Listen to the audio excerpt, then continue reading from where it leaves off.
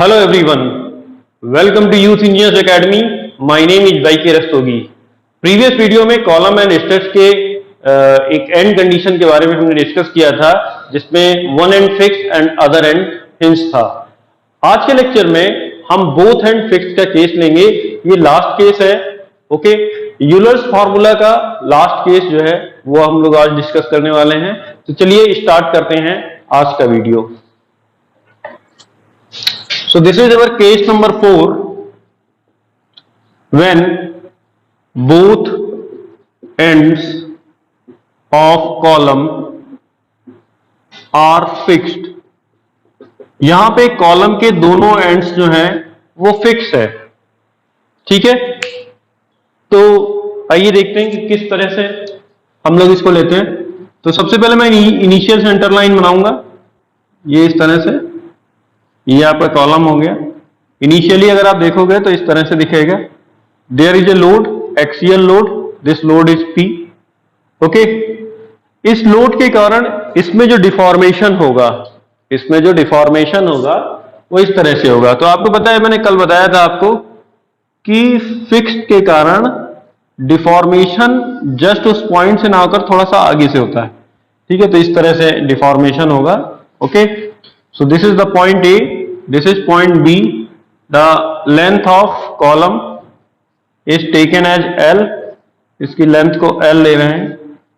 अभी आप देखोगे ये लोड P लगा हुआ है, तो यहां पे जो रिएक्शन होगा फिक्स पे, ये रिएक्शन भी P होगा और एक फिक्सिंग मोमेंट होगा। फिक्स सपोर्ट्स पर एक फिक्सिंग मोमेंट आता है, तो ये फिक्सिंग मोमेंट यहां पर, ये पॉइंट थोड़ा बाहर बना लेते हैं, ठीक है। This is the point A. तो एक फिक्सिंग मोमेंट यहां पे आएगा जो इसको इस तरफ डिफ्लेक्ट करने से रोकेगा। So this will be M. Fixing moment को हम लोग एम ले लेते हैं, ठीक है। तो अगर यहां पर एक फिक्सिंग मोमेंट है, ये आपका जो बीम है वो स्टैटिक इक्विलिब्रियम में है, तो अगर आपने यहाँ पे एंटी क्लॉकवाइज लिया हुआ है, तो that means there will be a clockwise moment at point B, okay.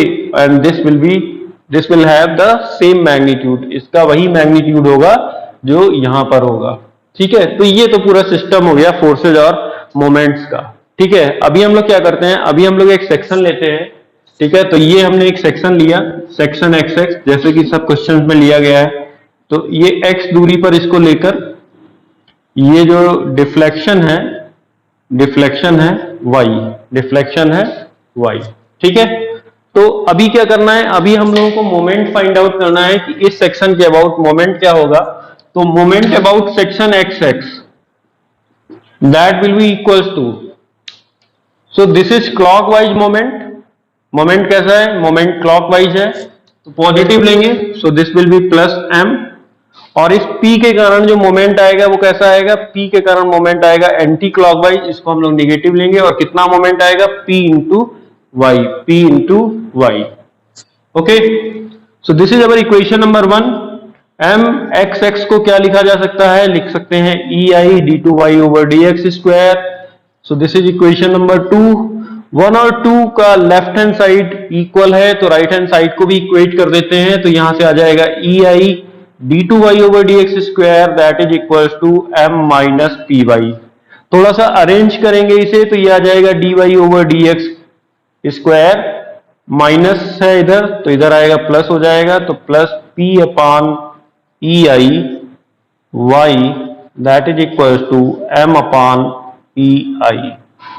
Okay, so this is our equation number 3, and equation number 3 is a differential equation of second order. So this is a differential equation of second order. So solution of this differential equation will be solution of above differential equation is, so this will be y is equals to c1 cos of under root p upon EI x plus c2 sin of under root p upon EI x plus m upon p. So this is our equation number 4. So ये हमें general solution मिल रहा है, sorry ये हमें differential equation का solution मिल रहा है, जहां पर C1 और C2 क्या है, C1 और C2 जो है वो कांस्टेंट ऑफ इंटीग्रेशन है। और इन कांस्टेंट ऑफ इंटीग्रेशन को हम लोग किस तरह से निकालेंगे, तो एंड कंडीशंस के माध्यम से निकालेंगे।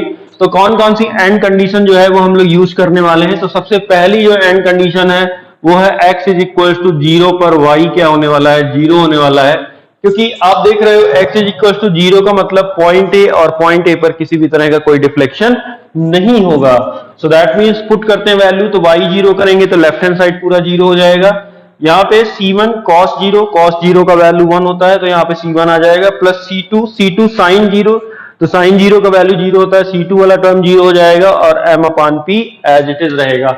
सो this will be 0 is equal to C1 plus 0 plus m upon p। तो यहां से C1 का वैल्यू आ जाता है माइनस m अपॉन p। सो C1 का वैल्यू हमें फाइंड आउट हो चुका है, ठीक है। उसके बाद में सेकेंड एंड कंडीशन का हम लोग यूज करेंगे। सेकेंड एंड कंडीशन है x इज इक्वल टू 0 पर dy ओवर dx क्या है, dy ओवर dx 0 है, ठीक है।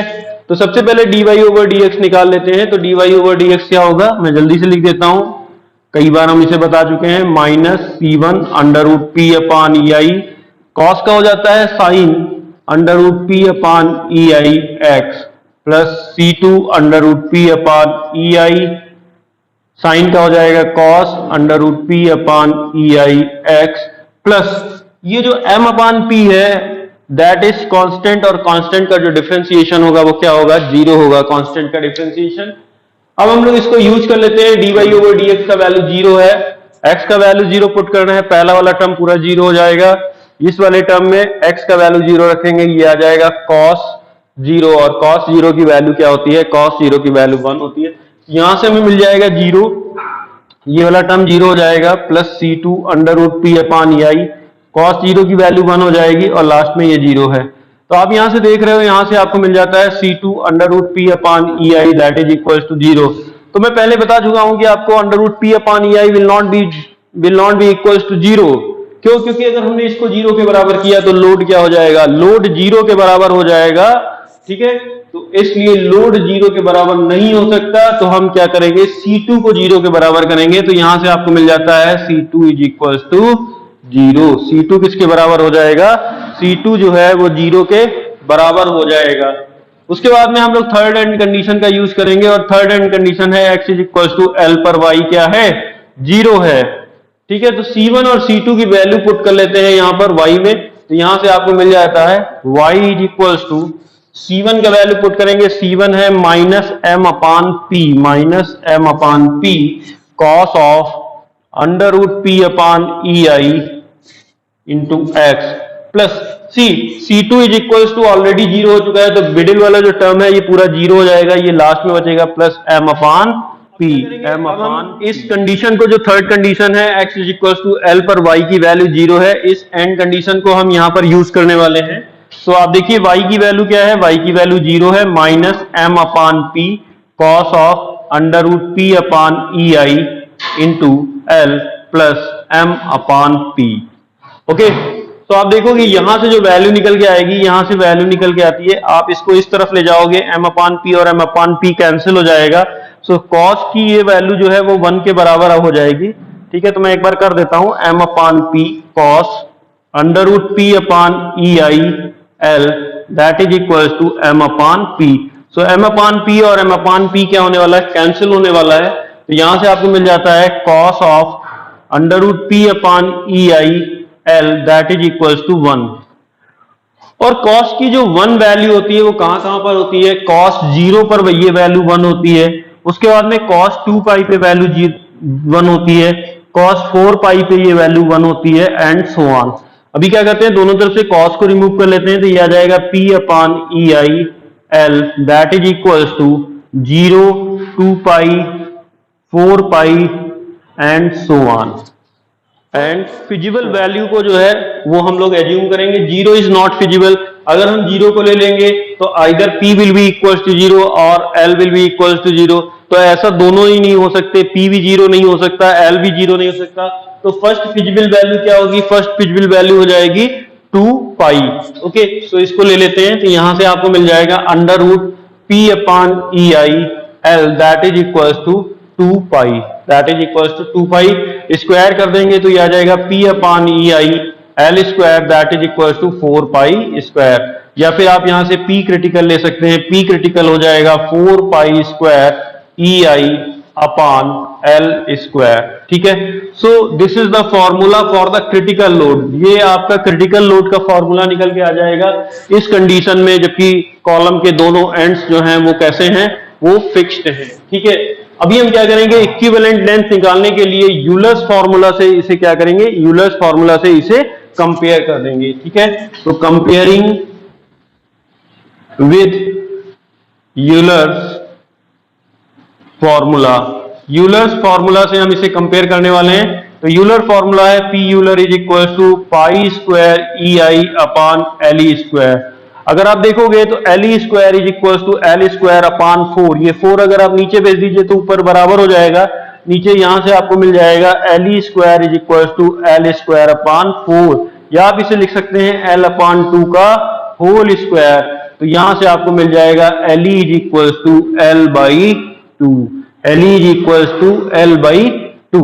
ओके, सो आप देख रहे हो कि इक्विवेलेंट लेंथ या अनसपोर्टेड लेंथ जो आ रही है that will be L by 2, या फिर हम इसे ये भी लिख सकते हैं दिस इज 0.5 L, 0.5 L जो लेंथ ऑफ कॉलम है, लेंथ ऑफ कॉलम की हाफ लंबाई दैट विल बी अनसपोर्टेड। यहां से लेकर आप देख रहे हैं जहां से डिफ्लेक्शन स्टार्ट हुआ और जहां तक डिफ्लेक्शन हुआ, ये लेंथ कैसी थी, ये लेंथ अनसपोर्टेड लेंथ थी, और यही अनसपोर्टेड लेंथ कितनी निकल के आ रही है, L बाई 2 या फिर 0.5 L, that is half of the length of column. इसीलिए हम जब स्ट्रक्चर बनाते हैं, घर बनते हैं या फिर मॉल वगैरह या फिर कोई भी बिल्डिंग होती है, ठीक है, तो उसमें हम जो कॉलम्स देते हैं उसके दोनों एंड्स क्या कर देते हैं, दोनों एंड्स रिजिडली फिक्स कर देते हैं, जिससे कि उसकी जो अनसपोर्टेड लेंथ होती है, अनसपोर्टेड लेंथ कम हो जाती है, L बाई 2 हो जाती है, और हमारा स्ट्रक्चर जो है वो सालों साल बना रहता है। ठीक है, तो ये जो केस है व्हेन बोथ एंड फिक्स, तो आपने देखा सबसे कम जो है, सबसे कम जो अनसपोर्टेड लेंथ आती है वो इसी केस में आती है। इसलिए स्ट्रक्चर वगैरह के केस में हम जो है दोनों एंड्स फिक्स वाले कॉलम्स जो हैं वो बनाते हैं। तो आज की वीडियो में मैंने आपको बताया कि जब कॉलम के दोनों एंड्स फिक्स होते हैं तो किस तरह से हम निकालते हैं क्रिटिकल लोड और किस तरह से निकालते हैं equivalent length. So thank you very much, मिलते हैं नेक्स्ट वीडियो में।